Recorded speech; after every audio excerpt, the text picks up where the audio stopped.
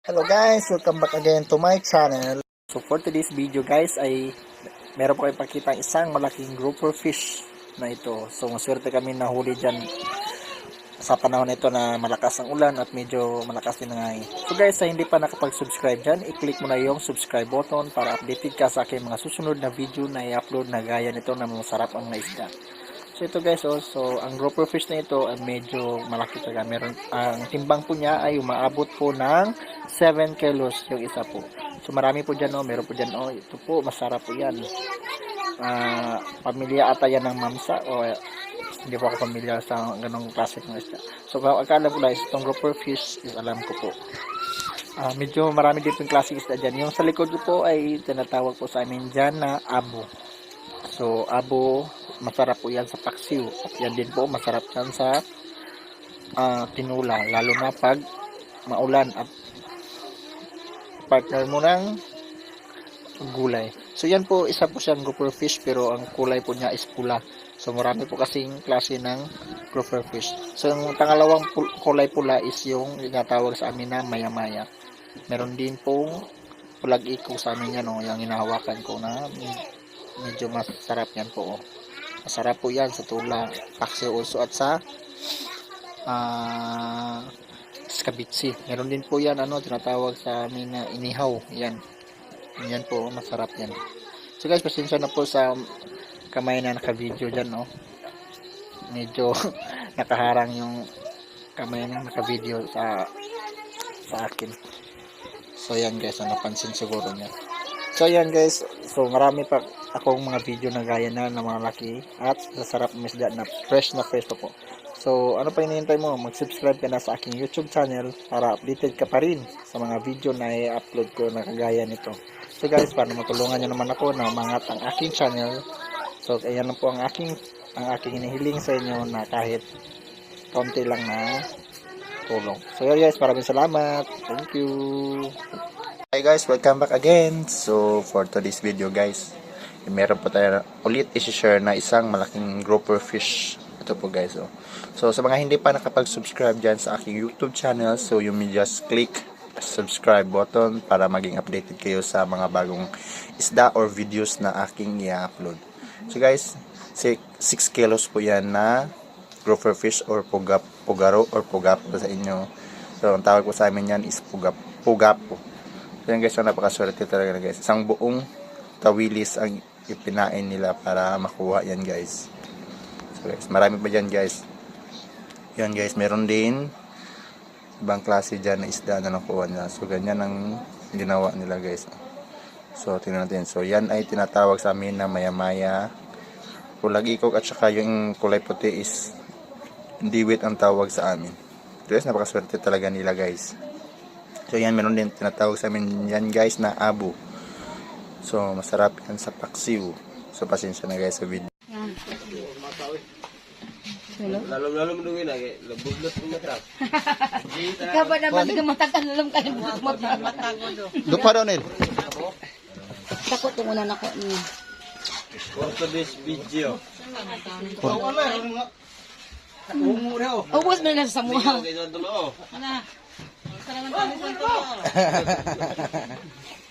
Nawala ko na maganahan manguling balay. Di ba nga guys lalay ka kay ilaw mo din lalay daw di mo lalay. Una mo kay pamilay. Parang ko ni Gloria. Oo, gapon gutong gipin akong paon din. Alang-alang makapiliwit. Alaon ako na mahon. Ako rin For siya na mahon. today's video. Dako kay diwit, di gamay kigikog.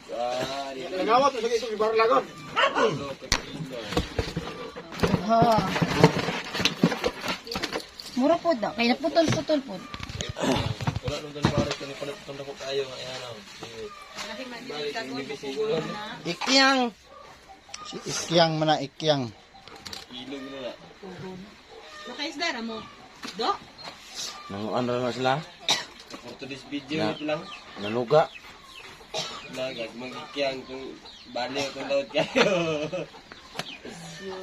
Ayo lang. Ores dan lalay.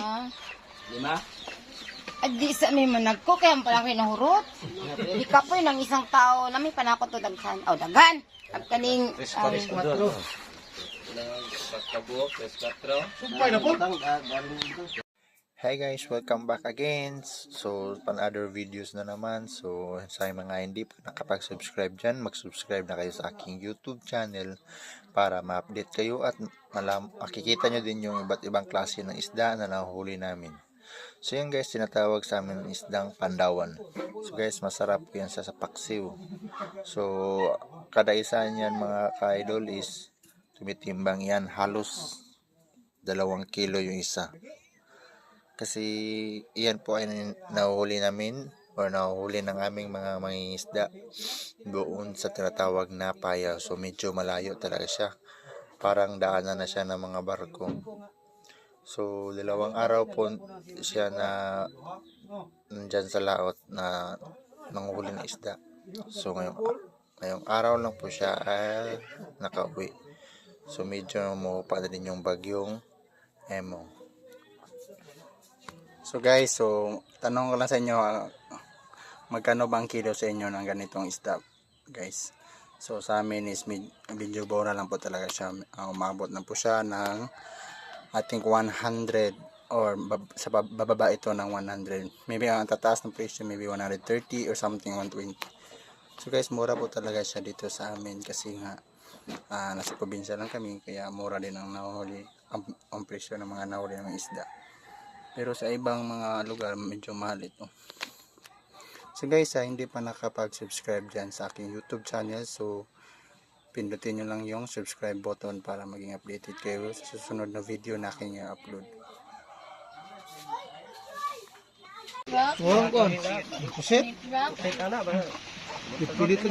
Baling-balingon pa. 5. Oh, dito di ay. 4. 4.9. Akong sing. Wala na? Matay. To. Kailangan na ito yung nanay kadag ko.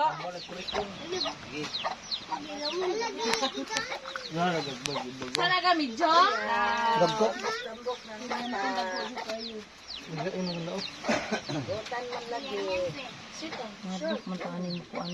Enggak ko hiragan. Lagi, ungon bitaw ko.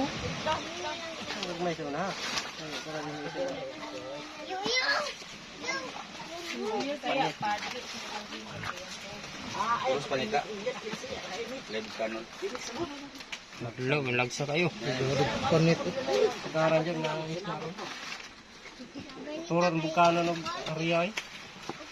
Mani ay nito, muli ay muani. Wala ni gubat silang lugar. 5-3.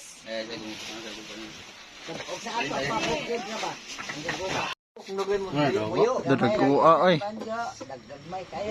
Isa din ako mahika pa na. Na. Mayra. Tarong. Di ko mukuha na lang. Ay, pinagkuhan. Dari dapit. Ay, di pasulod mong kamot. Ay, igor kang dilira medyo kuha Na. Wala si Bernabé dito, Je? Wala man. Hindi naman to dahil ng abing. Ay, Jo, pag bilar-bilar. Anong buntang nga, ihang gidala dito. Ang banig na, wasya ko bulog kahanap itibili niya. Kiat na akong Ay, turot yun. Turata po na ako ng isda. O. Maya-maya, no? Maglus pa lagi na. Pila? Report. Iluspad.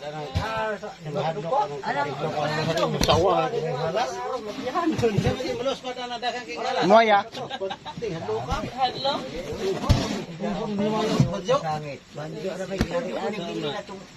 Yan, no? Bala bugli kay bilaw pukot. Timbahan. Mga placer. Patag. Api lagi na. Si Kuan ang mananag ko. Kulay. Bana. Banto to higaon. Tuloy ka na po. Ang bantot ikaw ba dako man sila dako man ang paon hapit. Dako pa dito ko.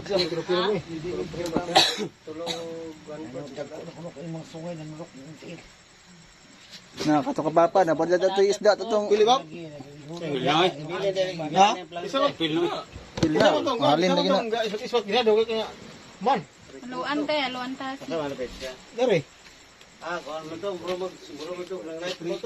Light boat nga kaprendagan, bago tutuyok. Na kana ginino na yun na. Kato? Iyo. Putol-putol ba yung